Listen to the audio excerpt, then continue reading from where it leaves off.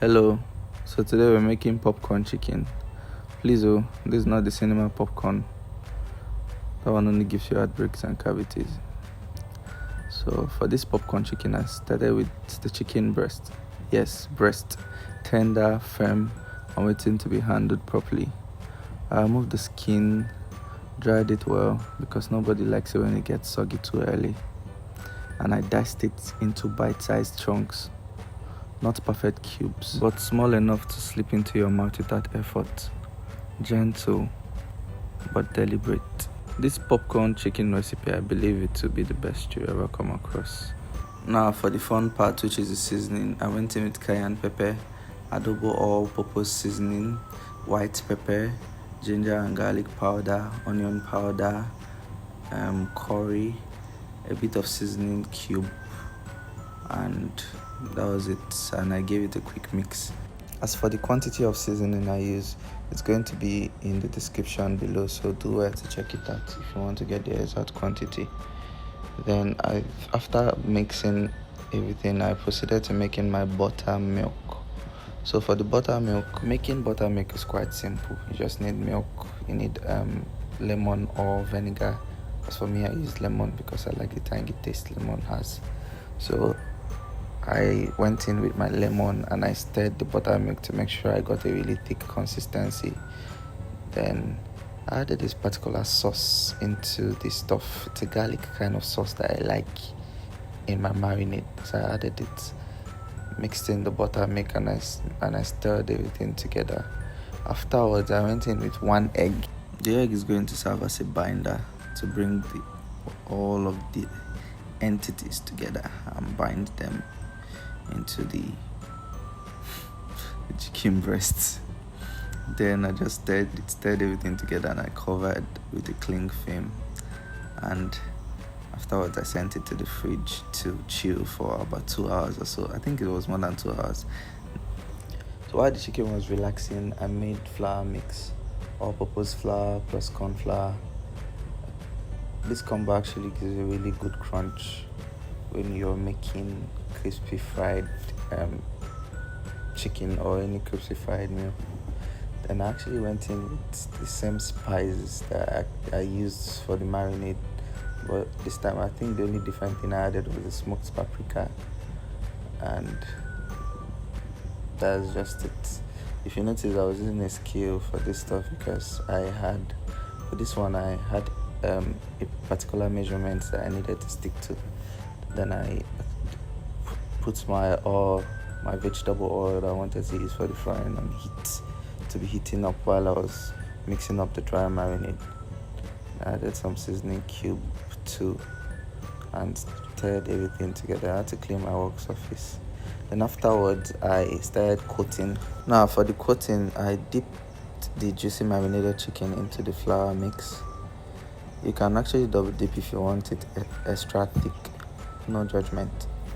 We all like layers sometimes, but I actually went for a lighter coat because I wanted the chicken to shine through. Then I didn't want to be eating flour. Now I had to make another batch of dry mix to adjust the texture of the dredged chicken. Then afterwards, I actually poured it in a sieve to sieve out the excess flour because I didn't want, like I said, to be eating flour. So I fried the chicken in batches, and I did not overcrowd my pan. I fried it in batches until it was golden brown. See the way it's looking, so succulent. After the first batch, I went in with the second batch and fried. And I actually apologize in advance because this frying part is going to be so long.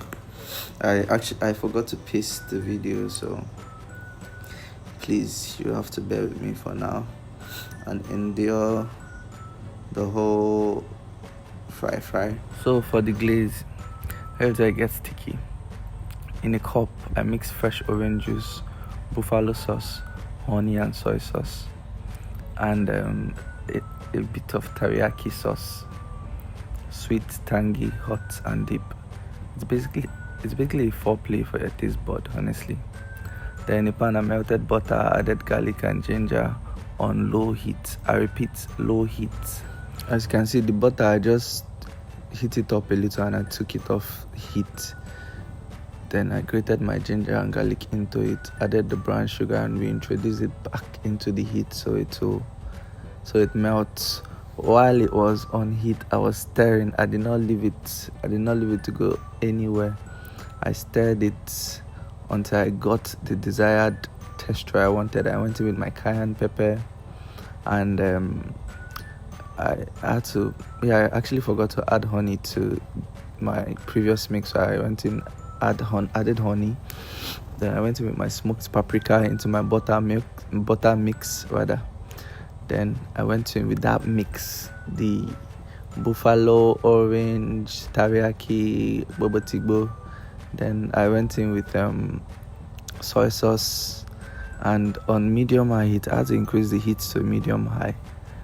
I kept stirring until caramelization started taking place. The sugar started darkening and the sauce started thickening up, and I tasted and I adjusted the brown sugar, but it did not really give me what I wanted.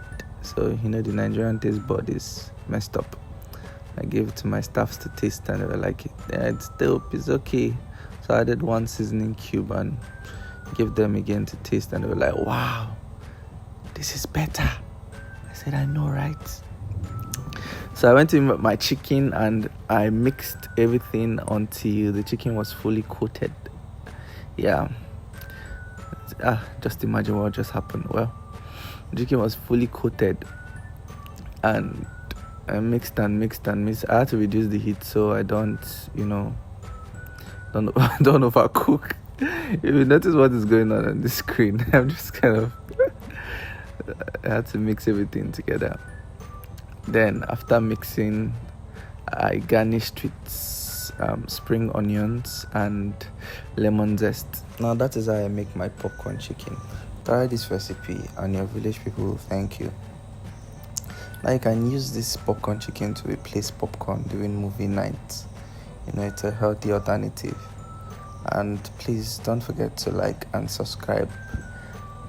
Recommend your family members to my page. Let them like and subscribe too. Thank you.